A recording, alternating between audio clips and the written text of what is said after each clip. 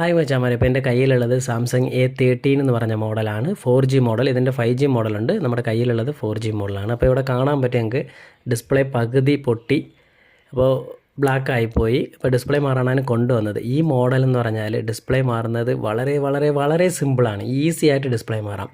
പക്ഷേ ഇതിൻ്റെ back panel ഇളക്കുന്നത് അതൊരു ചടങ്ങാണ്. എന്ന് പറഞ്ഞാൽ ഈ A14 A13 ഇതൊക്കെ ബാക്ക് പാനലുണ്ടല്ലോ, തറയിൽ വീണാൽ ചതഞ്ഞു പോകത്തേ ഉള്ളൂ, പക്ഷേ ഒരിക്കലും പൊട്ടി വരില്ല. ഭയങ്കര സ്ട്രോങ് എന്ന് പറഞ്ഞാൽ ഭയങ്കര സ്ട്രോങ് ആണ്.